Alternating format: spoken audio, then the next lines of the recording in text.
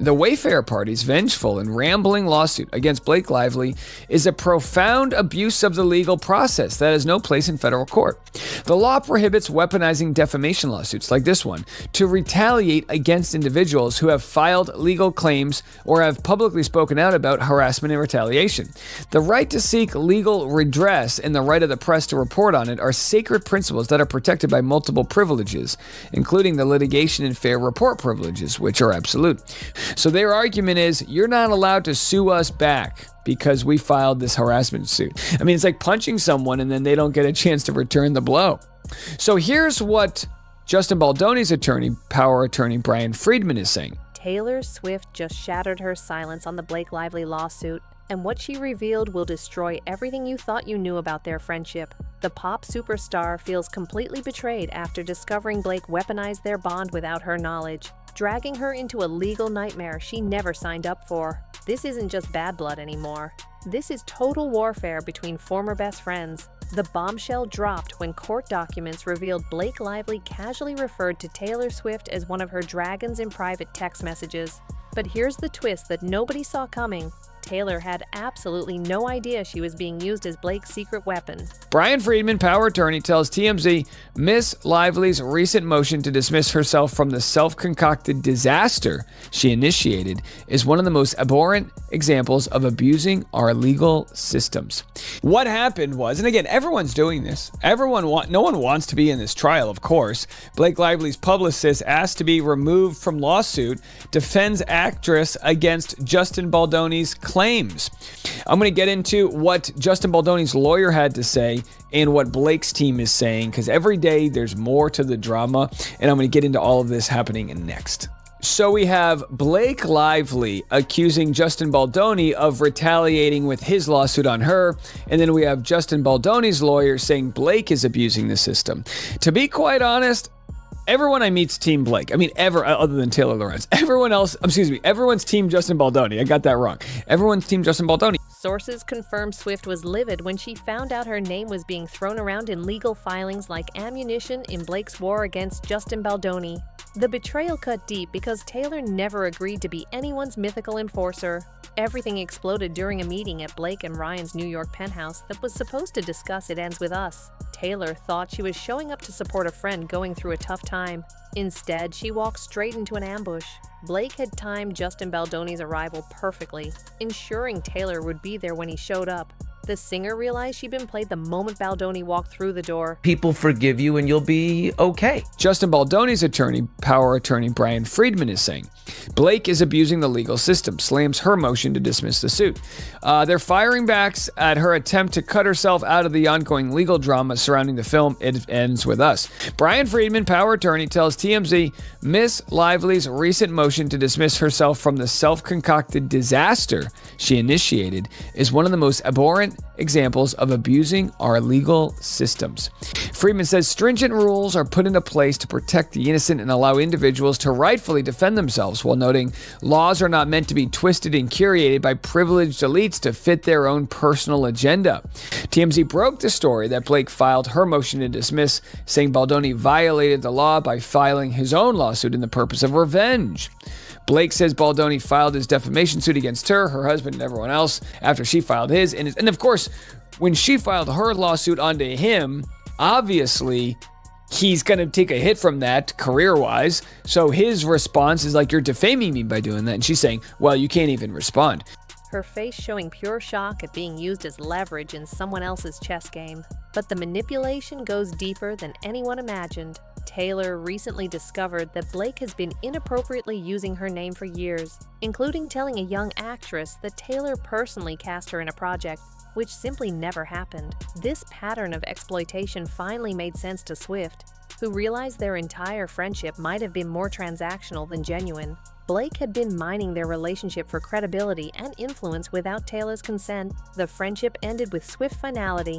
No dramatic confrontation, just stone-cold silence. When Blake attempted to apologize and salvage their bond, Taylor remained completely unmoved. Those close to Swift say she felt her trust had been shattered beyond repair. It wasn't just about being dragged into a lawsuit. It was about discovering that someone she considered family had been using her as a tool for personal gain. Taylor doesn't tolerate that level of betrayal from anyone. The legal implications became even more serious when Justin Baldoni's team hinted they might depose Taylor Swift as part of their countersuit. Right, because she's arguing in her motion to dismiss, hey, I filed a harassment complaint against Baldoni. He cannot sue me in retaliation. If Justin Baldoni can prove that she filed that claim for some malicious intent, then maybe he'll have a shot at it. But some people are saying, hey, she could get off on some sort of technicality here. The idea of one of the world's most private celebrities being forced to testify under oath sent shockwaves throughout Hollywood. But Swift's team made it clear she has nothing to hide and would show up with complete honesty if called upon. She understands the power of narrative and how dangerous it becomes when someone hijacks your story. Blake's strategic miscalculation couldn't have been more devastating. She thought invoking Taylor's name would boost her credibility and intimidate her opponents. Instead, it exposed a dangerous overreach that turned her most powerful ally into an enemy. In Hollywood, losing Taylor Swift's support isn't just a friendship ending. It's a career-damaging blow that sends signals throughout the entire industry about your character and trustworthiness. The penthouse meeting that destroyed their friendship reveals just how calculated Blake's manipulation really was. Multiple sources confirmed Taylor believed she was arriving for emotional support, not realizing she was being positioned as a weapon against Baldoni. Blake orchestrated the timing so Taylor would arrive before Justin left, creating maximum psychological pressure.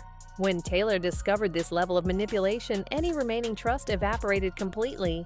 Adding insult to injury, Taylor's creative contributions to It Ends With Us were completely erased from public recognition. While Blake fought for writing credits and bragged about her input, Taylor's narrative help with key emotional scenes got buried. When the credits rolled, Ryan Reynolds got the acknowledgement while Taylor's work disappeared into the shadows. Lots of women are calling bullshit on Blake Lively. Like, that's just what you see.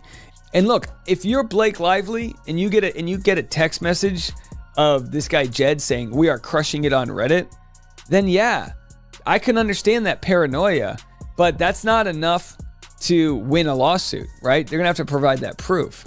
How about your post should be, I'm sorry. I believed Blake like everyone else when the civil complaint was filed in California, and then 2 days later, the New York Times writes this article. Read this New York Times thing I told everyone. It's horrible. It's terrible. Why doesn't anyone just say, I made a mistake? I think we live in a world, we're out of cancel culture now. I think. But we live in a world where if you say you're sorry, I just believe that For someone who built her career on reclaiming authorship, this erasure felt like the ultimate betrayal from someone she trusted.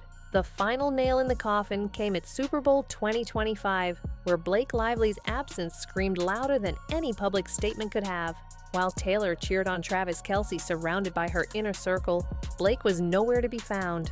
The woman who had been a constant fixture at Taylor's biggest moments was suddenly scrubbed from the picture entirely. No social media support, no messages of encouragement, just deafening silence that confirmed what everyone suspected. Their friendship was officially over. Taylor Swift just shattered her silence on the Blake Lively lawsuit, and what she revealed will completely destroy everything you thought you knew about their friendship. The pop superstar feels utterly betrayed after discovering Blake weaponized their bond without her knowledge, dragging her into a legal nightmare she never signed up for. This isn't just bad blood anymore. This is total warfare between former best friends, and the fallout is tearing Hollywood apart at the seams. The first bombshell dropped when court documents revealed Blake Lively casually referred to Taylor Swift as one of her dragons in private text messages submitted as evidence. But here's the twist that nobody saw coming. Taylor had absolutely no idea she was being used as Blake's secret weapon in her battle against Justin Baldoni.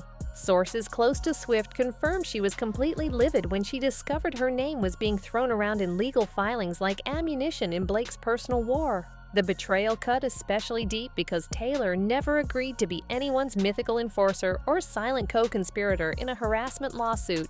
The manipulation became crystal clear during what should have been a simple meeting at Blake and Ryan Reynolds' luxurious New York penthouse. The gathering was supposedly arranged to discuss ongoing issues with It Ends With Us, but Taylor thought she was simply showing up to support a friend going through a difficult time. She had no idea she was walking straight into an elaborate ambush that Blake had orchestrated down to the minute. Blake had deliberately timed Justin Baldoni's arrival to ensure Taylor would be present when he showed up, creating maximum psychological pressure and leveraging her friend's star power without consent. The moment Baldoni walked through that penthouse door, Taylor realized she'd been completely played. Her face reportedly showed pure shock and discomfort at being used as leverage in someone else's high-stakes chess game. She understood immediately that Blake had manipulated her presence to intimidate Baldoni and strengthen her own position in their dispute. For someone as media-savvy as Swift, being caught off guard in such a calculated way felt like a personal violation that she couldn't forgive or forget. But the manipulation goes far deeper than anyone initially imagined, and Taylor's recent discoveries paint an even darker picture of their friendship. Swift has learned that Blake has been inappropriately leveraging her name for years in ways that go far beyond this law.